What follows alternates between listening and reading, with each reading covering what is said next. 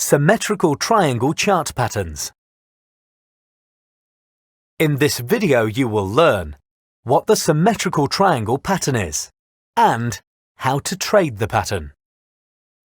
The symmetrical triangle is a price pattern that occurs when neither the buyers nor sellers are in control, causing prices to stay within a range shaped as a triangle, with prices making lower highs and higher lows.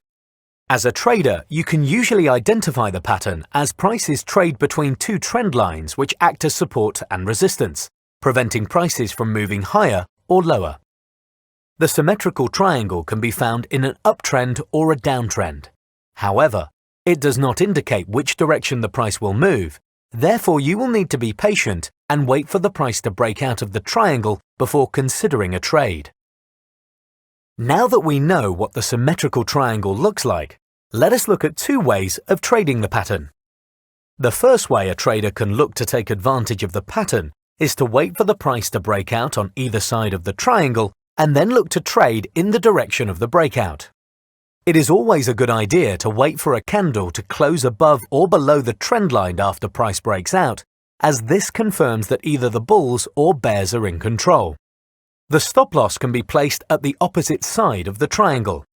To measure the profit objective, measure the height of the back of the triangle and extend this measurement from the breakout point where price broke out from the trend line.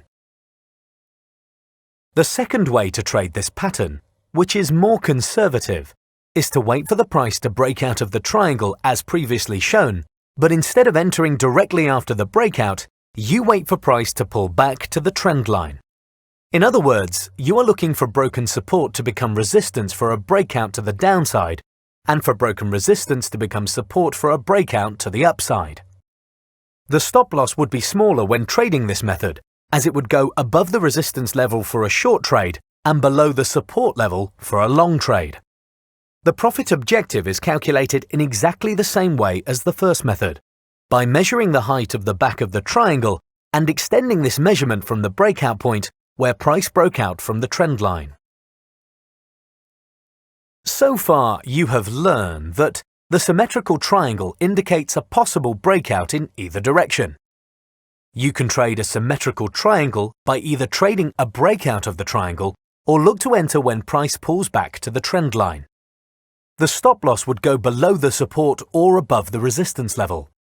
To measure the profit objective, measure the height of the back of the triangle and extend this measurement from the breakout point where price broke out from the trend line.